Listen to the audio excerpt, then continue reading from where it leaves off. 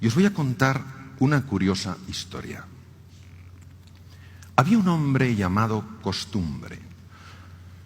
Costumbre estaba habituado a ir a trabajar siempre siguiendo el mismo camino. Todos los días el hombre se levantaba, se duchaba, se vestía, desayunaba y se ponía a caminar hacia su trabajo. Un día Costumbre se paró y empezó a reflexionar. Llevo tantos años haciendo lo mismo. ¿Y si probara algo nuevo? ¿Y si probara algo diferente? Pero cada vez que pensaba esto, notaba cómo se le hacía un nudo en el estómago. No. Mejor sigo como estoy. Porque yo sé lo que puedo esperar, yo sé que lo que hay en mi camino siempre lo controlo. No. Seguiré caminando por el mismo camino. Pero un día Costumbre durmió muy mal. Se levantó agotado. Y aunque se duchó, se vistió, desayunó y se puso a caminar, estaba tan despistado que de repente se encontró en medio de un bosque. Dios mío, ¿lo que hago yo aquí? ¿Pero dónde estoy? ¡Ay, que me he perdido! Llevado por el pánico, empezó a correr en una y otra dirección, adentrándose cada vez más en la hondura de ese bosque. Hasta que de repente, en un claro, vio a un anciano que estaba sentado, apoyado sobre un tronco y al parecer profundamente dormido. Costumbre se acercó a él. Perdone, yo no le quisiera molestar. ¿Sabes? Es que me he perdido. Por favor, despierte. El anciano no despertaba. Costumbre empezó a zarandearle. ¡Despierte! ¿Cuál es mi camino? Pero por más que le zarandeó, aquel anciano no abrió los ojos. Enfadado porque pensaba que el anciano sencillamente pasaba de él, se dio la vuelta para partir cuando escuchó con perfecta claridad: agarra aquello que encuentres en tu camino. Costumbre giró y allí solo estaba el mismo anciano, igual de dormido, sin entender muy bien lo que significaban esas palabras. Costumbre siguió corriendo intentando salir de aquel lugar. El día fue pasando y cayó la oscura noche. Y en plena oscuridad, Costumbre llegó a lo que por el sonido parecía el cauce de un gran río. Estaba en su desesperación dispuesto a lanzarse a aquel agua, cuando en medio de la oscuridad escuchó con perfecta claridad las mismas palabras: agarra aquello que encuentres en tu camino. Costumbre, que no veía nada, que no entendía nada, se puso a gritar: ¿pero qué voy a agarrar? ¿Qué voy a agarrar si aquí no hay más que piedras? Pero entonces hizo algo sorprendente, no razonable, no lógico. Costumbre se agachó, agarró un montón de esas piedras y se las metió en el bolsillo. Agotado después de cruzar el río, Costumbre se tumbó sobre la arena de la playa intentando descansar. Pero durante toda la noche aquellas piedras que había metido en su bolsillo se le clavaban en la pierna y no le dejaban dormir. Al día siguiente, cuando empezó a amanecer, Costumbre, airado y frustrado, se levantó.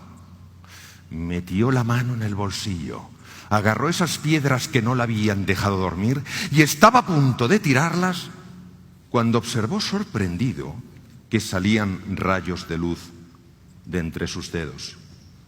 Y cuando abrió la mano, contempló que aquello que había tomado en la oscuridad de la noche como simples piedras no eran sino raros y valiosos diamantes. Queridos amigos, ¿sabéis lo que nos pasa? Que nos acostumbramos a vivir en lo que se llama la zona de confort, porque nos da una idea de seguridad, de que controlamos, de que eso es predecible, es nuestro status quo. Y cuando por necesidad, o cuando porque alguien nos inspira, un libro, un ejemplo, o cuando la vida directamente nos saca, sin pedirnos permiso, el ser humano, ante ese mundo nuevo, complejo, incierto, muchas veces, porque no sabe, no conoce su grandeza, se siente empequeñecido y deja que voces interiores como: no hay salida, tú no eres capaz, no merece ser feliz, se adueñen de nosotros. ¿Sabéis que se ha demostrado con técnicas modernas de radioinmunoensayo y neuroimagen que cuando nos hablamos de esa manera, la sangre se llena de cortisol y el cerebro de glutamato? ¿Y sabéis lo que hace esto? Produce muerte neuronal, hace que pensemos con poca claridad, nos volvemos irascibles o nos bloqueamos, paraliza el sistema digestivo, produce digestiones pesadas, úlceras, subida de ácido, colon irritable, bloquea el sistema de defensa del cuerpo, los leucocitos o glóbulos blancos, los macrófagos, los linfocitos CD4, los natural asesinos, NK, todo eso lo bloquea. Sin embargo, cuando un ser humano ante la incertidumbre, ante la complejidad, en lugar de arrugarse, dice sí al desafío, y a pesar del miedo, a pesar de la oscuridad, cree que hay algo hermoso, que hay diamantes ahí en algún lugar y que los va a encontrar, está demostrado que empiezan a activarse genes rápidos en menos de 4 horas.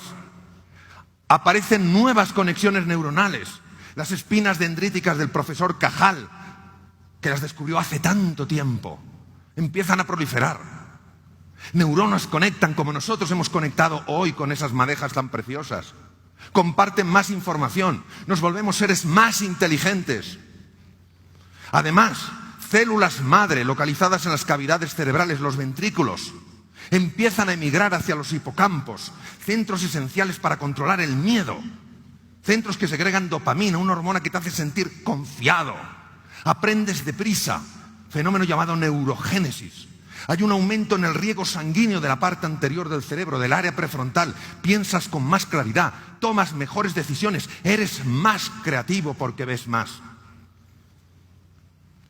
Por eso es tan importante que salgamos de esa zona de confort, poquito a poco. ¿Cuál es el paso más pequeño que me atrevo a dar? Y entremos en la zona del coraje, en la zona del valor. Porque es ahí cuando afloran nuestros talentos, cuando se despiertan energías dormidas, cuando descubrimos la grandeza que hay dentro de nosotros. Cuanto más complejo sea el entorno, cuanto más incierto sea el contexto, más importante es que creemos una visión ilusionante. A finales del siglo XIX, nació una niña en Tuscumbia, Alabama. A los 16 meses de edad se quedó ciega, muda y sorda por una meningoencefalitis.